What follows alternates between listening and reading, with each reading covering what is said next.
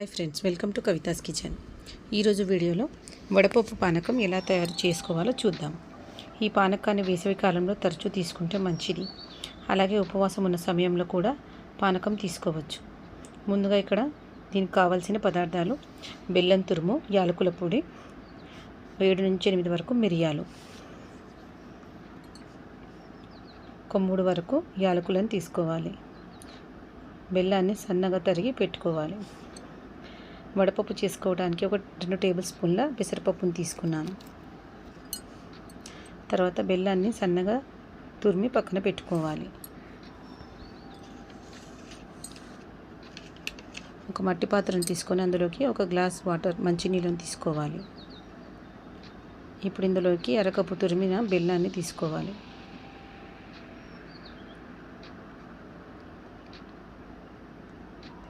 కలుపుతో బెల్లాన్ని కరిగించుకోవాలి.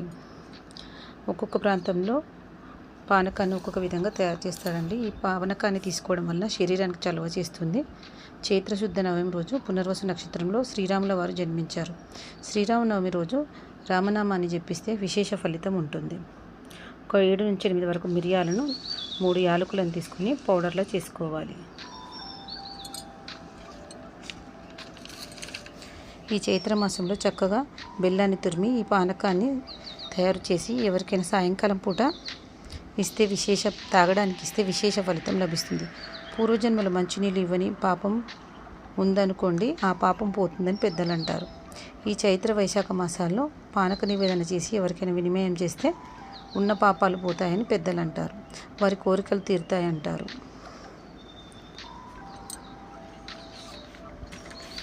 తర్వాత దంచి పెట్టుకున్న యాలకుల మిరియాల పొడిని తీసుకొని ఇందులో వేసి బాగా కలుపుకోవాలి.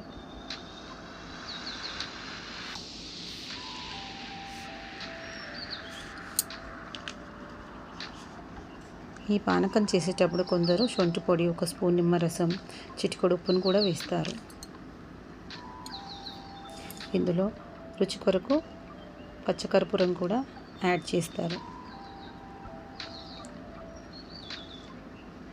ఇంటికి ఎవరైనా చుట్టాలు వస్తే ఈ పానకంని తయారు చేసి ఇందులో ఫ్యూ డ్రాప్స్ ఆఫ్ నిమ్మరసాన్ని వేసి ఇస్తే దీని పానకంలా కాకుండా చెరుకు రసంలా అనిపిస్తుంది.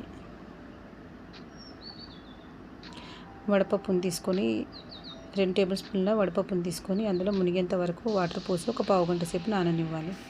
తర్వాత దీన్ని వాటర్ అంతా వంపేసి వడపప్పు పానకాన్ని దేవునికి నైవేద్యంగా పెట్టి మనం ప్రసాదంగా స్వీకరించాలి. వడపప్పు తినడానికి చప్పచప్పగా ఉంటుంది కాబట్టి ఇందులో ఒక పించ్ ఆఫ్ సాల్ట్ని వేసి, పచ్చిమిర్చిని సన్నగా కట్ చేసి వేసుకొని, బెల్లం తురుము కానీ, కొబ్బరి తురుము కానీ, మామిడి తురుమును కానీ వేసుకొని తింటే చాలా బాగుంటుంది. ఇందులో పించ్ ఆఫ్ యాలకుల పొడిని వేసుకున్నానండి. ఇది కనుక మీకు నచ్చినట్లయితే లైక్ చేయండి, షేర్ చేయండి, సబ్స్క్రైబ్ చేయండి. అందరికీ శ్రీరామనవమి శుభాకాంక్షలు. Thanks for watching Kavitha's kitchen. Thank you.